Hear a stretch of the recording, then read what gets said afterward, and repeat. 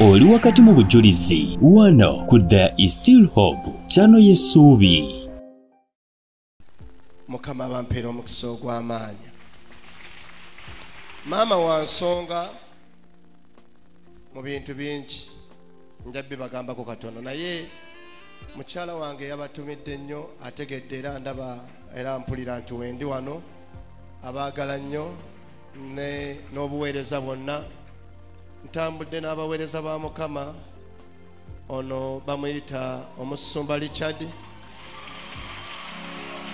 Mukisa na bamuyita omuweereza Kagame naye tuweereza naye bentambudde nabo mu linnya lya Mukama waffe Yesu. Wano waka gwe mugenyi nze wano ndi waka. Sina lwenzija nembeera ng'omugenyi mbanga zze era bwenzija nzija waka. Omutima gwange ebisenge by'omutima bitambula ne biwulira essanyu wonna kubanga ndi waka. Maama wansonga bwe nali nnemereddwa mu nsi nga Kampala nnemye embeera ng'egaanye nga bansibirako ŋŋenda kudda mu kyalo. Ekifo kino Mukama nampa ekisa nenzigyamu nga ggwe bojja. Kyanjawulo okuva ku ddala ly'ojja nga bw'ojja ate n'otuuka ewaka n'olerebwawo. Ne bwe nali nnemereddwa maama yafuuka ow'ensonga ye yannyaniriza. N'ayogera ebigambo eri taata ne taata n'anzikiriza.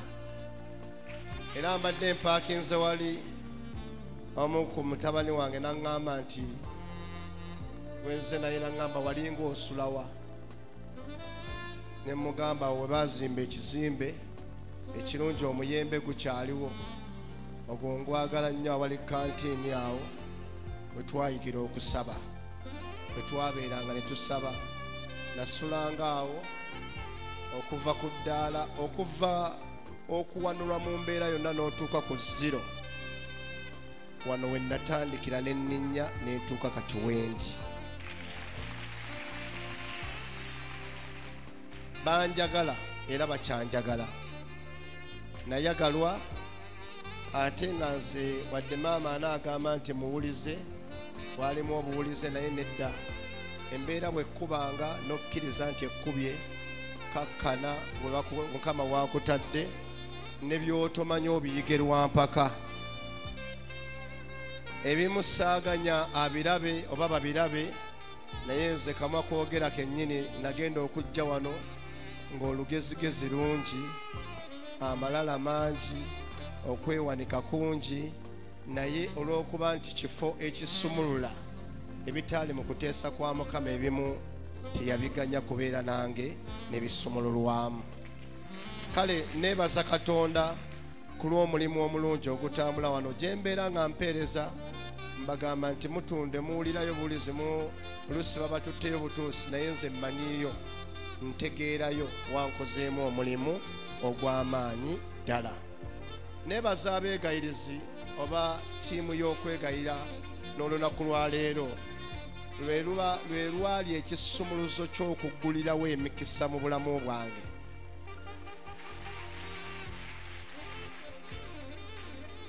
Nayingira njogera nti ndiko ekikolimo kati njogera njatula sikyali wa kikolimo nina mukisa. Naye mu kusaba okuyita mu kifo kino obujulizi bwensingira ddala okuweera mu kisaala y'okwegayirira bwe bwanzija ku ddaala ly'okutambuza ekigere Katonda nankolera mirako nenfuna emmotoka mu bulamu bwange. Eddaala eryo nakati naliviirako ddala nti sikyali wa kigere nga nakitambula nnyo nenva ku ddaala ery'okupangisa neesuza ate naakola n'ebirala ebikulu bingi. Naye mu kimu kyenjagala okwebaza ttiimu beegayirize wano oba okwegayirira kwa wano emabegako nafunamu okulongoosebwa ekiwanga.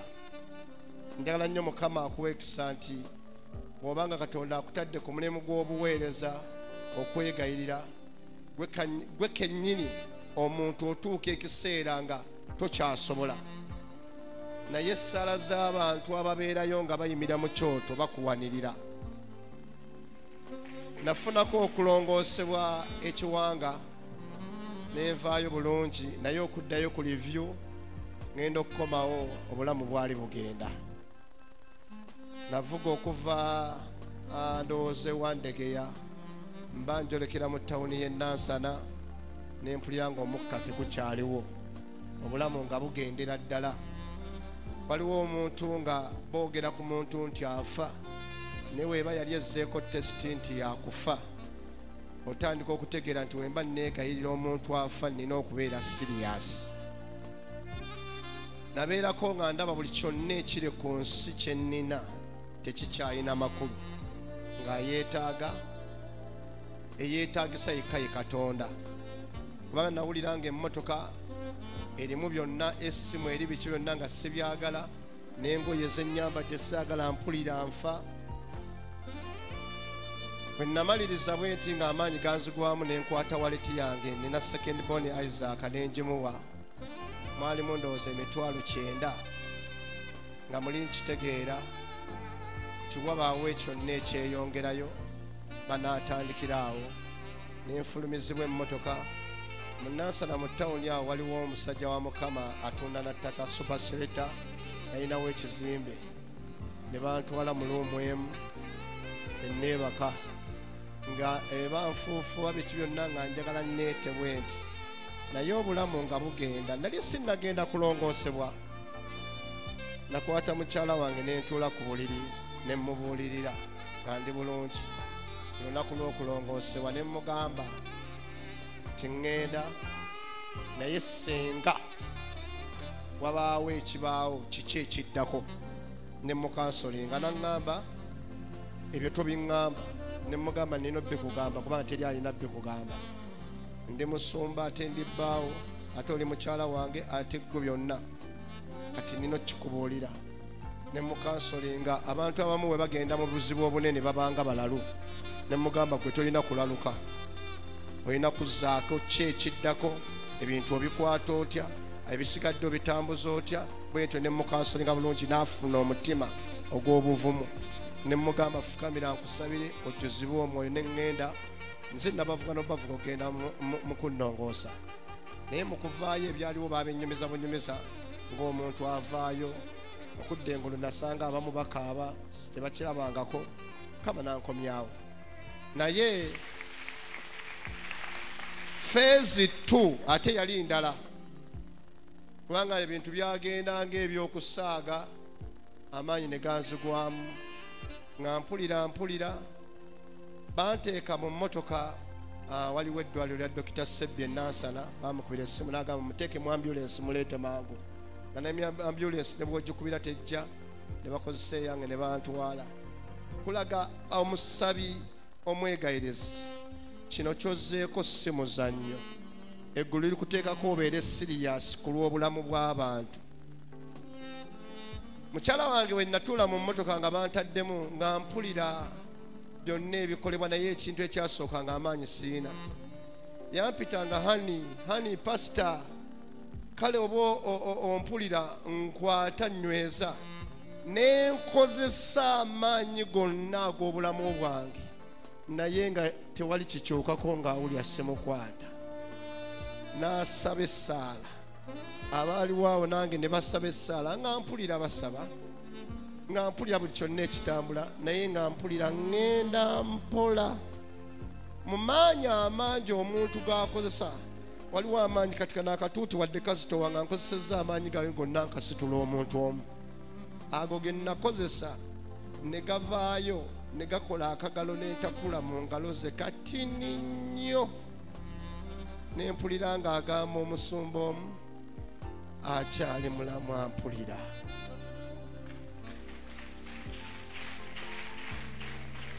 Naye buli kimu kyonna, oba bye nnina, oba mayumba, oba ssente, oba mmotoka. Emmotoka yali nga tennakaddiwa nnyo kuba nayo vyeyiti gyenvuga, nga nkyagirimu amaddu ag'emmotoka eyo, naye nga ndaba temuliimu kaabuntu.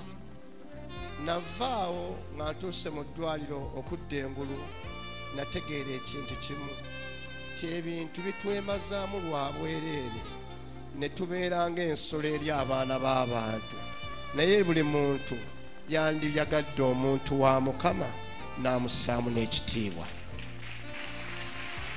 Ebintu bikwemazaamu bwereere n'amalala g'okola n'entalo z'oteekawo ku mwana w'omuntu byonna bya bwereere. Katonda ayinza okukufunza bw'ati kubanga ekimu kye nnawuliranga baakubanga amasimu ke babasobola okukubira nga bagamba mukyala wange yakubiranga omusumba omwamita musumba Babula mu mmotoka mwe twatambulira siimu yatambulira n'amugamba saba nga ye siba ku kansolinga mukyala wange ku lutalo lwe nali ŋŋendako yasigaza obugumu nga ye ayogera kintu kiramu Katonda yakuyita okola emirimu gya Mukama okyaweereza Katonda toyina gy'olaga.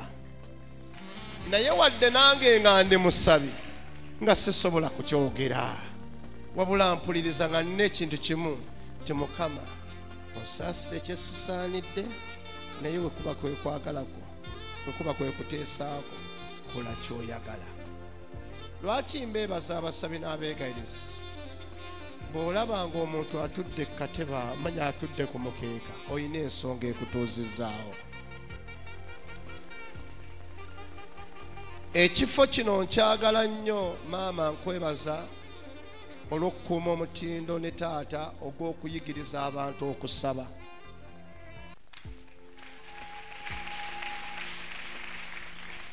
Maama nkwebaza ne taata nkwebaza olw'otuyigiriza okusaba. Eky'obugagga kye twafuna eky'omuwendo omungi etali buli muntu yenna ng'akigaba kutusimba mu kumanya Katonda na kutegeera Katonda obulamu bwe tutambulirako. Mbadde nzija nga mami yankubidde nti ŋŋenda kuweereza nga neenenyamu ebintu bingi. Oyinza okutuuka ebiseera nga tonnatuuka kwenenya naye waliwo ebiseera ebituuka ne weenenya. Nzijukira bwe baatutwalanga ku lusozi nga tugenda kusaba nga twekweka nga twemulugunya.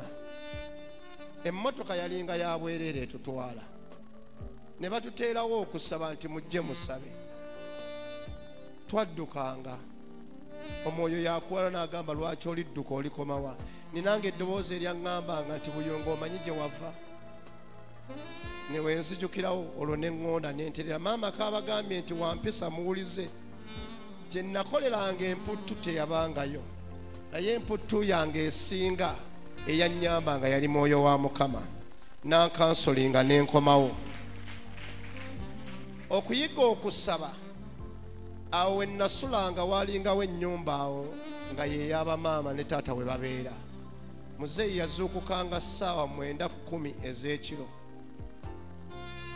n'atukonkonaawo ffenna abaali basula ku kigo wano tuzuukuke tusabe.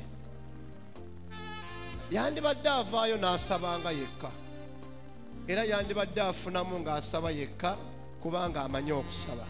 Naye omutima ogwo ogulumirirwa muzuukuke tegwakoma kuffe abasulangawo gwe gukomye ne ku ggwe okujja wano n'obeera ku leediyo essaawa ne zigenda zonna nga bakutuuzizza ku mugeeka si kubonereza olina ky'ozimbibwamu. Kiyamba obulamu bwo ate ne Katonda n'akuyamba ogasa abantu abalala. Lumu muzeeyi yankonkonanga n'entuuka muli okwogera ekigambo nti naye bw'asaba yekka Katonda tamuwulira kimwetaagisa kujja kukonkona ffe. Omwoyo Omutukuvu n'aŋŋamba maama we yakuzaalira ddala ne kitaawo kye bataakuwa kuteereddewo n'akikuwe. Ne ntandika okuba nga ngolokoka kyagenda okutuuka ekiseera ng'agenda okufuluma ebweru ansanga ndi bweru nga nsaba. Kati tuweereza naye ekyatuteekebwamu ate kyongedde okufukirira be tuweereza nabo ate nabo ne beeyongera okulaba Katonda. Wanika omukono gwo gamba ayi Mukama. Kyogere n'amaanyi gamba ayi Mukama. Nzize wano mu maaso go ng'omuweerezaawo omusabye omwegayirizi. Ngenda kukola omulimu gwo kubanga gwo wampita ate onteereddewo abaweereza abo okuwanirira obuweereza bwange. Onsumululire ddala Mukama, ompe ekisa olwaleero mu linnya lya Yesu. Kubirako Yesu waffe engalo ez'amaanyi. Kyengenda okukwatako Omwoyo Mutukuvu kyannumiriza ng'abasabi, ng'abaweereza, abeegayirizi, okufuna okubeera n'omuliro gw'obwakatonda mu bulamu bwaffe. Ngenda kusomesa ku muliro gw'obwakatonda mu bulamu bwaffe. Obuweereza obukyasinza okuba obw'amaanyi, abasajja ba Katonda boolaba nga b'amaanyi, Katonda n'abakozesa ebintu eby'amaanyi, balina omusingi gw'okuyitibwa ogw'okwegayirira n'okusaba. Bameka abeegayirizi ndabe ku mukono gwamma. Mukama ebazwe. B'osanga nga basajja b'amaanyi bayita mu bisenge, bazikiza ebyoto ebitali bimu, baliko omusingi gw'okusaba n'okwegayirira. Obuweereza bw'okwegayirira okuggyako gwe kennyini nga tobutegedde, teri asobola kuziyiza kuyitibwa kwa kwegayirira kuli mu bulamu bwo, tebakikulimba. Ate teri asobola kukuzikiriza, tebakikulimba. Omwegayirizi takwekeka, omwegayirizi tasuulibwa, omwegayirizi talina waayinza kuteekebwa wonna tyomubonereze. Ne w'omuteeka mu kkomera afuukirayo omuliro, ne w'omuteekera mu bunnya abuvaamu. Waliwo ekyama ekibeera mu bulamu bwo. Otuuka ekiseera ng'oli guntuntu nga n'abantu tebakutegeera. Otuuka ekiseera nga teweetegeera ne b'olimu nga tebakutegeera. Lwa kyama kya kusaba na kwegayirira. Ne wabagamba nti toyogera, ekyoto kyo we kibanga kyaka oba oyogera kiba kyaka. Njagala olwaleero wabeerewo omuliro gw'obwakatonda ogutugwako. Mu kyoto kyaffe kino eky'okusaba n'okwegayirira tusobole okufuuka abakyala abasajja abayimirira abali mu musingi gw'obwakatonda. Kama bwe yali antuma okugenda okuweereza natya nnyo. Kama naŋŋamba nali ndi wano weyimiridde wennyini. Eddoboozi ne lyogera nange nga ndi mu kusaba. Ne liŋŋamba buyungo, omulimu gwange gw'ogenda okukola b'olikola nabo nabategeka dda, gwe tonneetegeka. Kyannuma nga neetenda nti ndi musabi nnyo, ndaba nduddewo nnyo. Wano waliwo n'amannya ge baali batutuumye, ow'ekitambo wuuyo ayingiddewo. Naawe n'owulira ddala nti wekibeera kijja kuvaawo. Haleluya. Okutuuka ku ddala nga Mukama agamba tonneeteekateeka, tonnaba, naye abantu b'ogenda okukola nabo bonna bategeka dda. Kino ekyoto ky'okwegayirira magenda go. Omukyala wa Mukama ne ttiimu y'abaweereza we bassaawo okusabanga bwe bati balongoosa magenda go. Ekiseera kigenda kutuuka nga tokyali wano, oli Canada, oli Japan, oli luddawa yonna. Newammwe yennyini okuba nti magenda Katonda buli waakola ku magenda go ogasa n'abalala n'olongoosa amagenda gaabwe. Gwe Katonda akuleese nga nkwanso wano, naye ate Katonda gwe gwagenda okufuula omuliro, n'abeewammwe ogenda bakoleezaako omuliro bafuuke omuliro. Yeebazibwe Mukama. Kati abaana ba Katonda abasabi n'abeegayirizi, entalo ze twandirwanye tulemye okuzirwana kubanga abasinga omuliro tegukyali mu bulamu bwaffe, twazikira. Yeebazibwe Yesu. Zabbuli 14 olunya olwokuna. Psalms 104 verse 4. Someraako. Zabbuli Psalms 14 n'olunyiriri olwokuna afuula ababaka b'empewo n'abaweereza be omuliro ogwaka. Weerako Yesu waffe engalo ez'amaanyi. Afuula ababaka b'empewo n'abaweereza be omuliro ogukola gutya? Abantu bazanyira mu bintu bingi naye omuliro tebaguzanyirako. Njagala Mukama akufuula omuliro ogwaka. Omuliro gw'obwa Katonda buli we gubeera mu bulamu bwo gwe gukusobozesa okuzikiza omuliro Sitaani gw'aba akumye. Ekyoto ky'abeegayirizibwa bwe kibeera ekiramu nga kyaka kya muliro kye kisobola okuzikiza ebyoto byonna. Kati wano gw'otambula mutundwe anyuma kaakati naye ffe otwajjirawo mami agambye batandika mu 1909 nze nayingirawo wano mu 1997 mu 1997 nga muzeeyi waaba ayigiriza tukuba n'omulangira afugira kuno nga tebazimba nnyumba neggwa kyekyalinga kuno basiba omusingi guyinza okugaana bagizimba ekoma ku madinisa nga kyekitambula kuno.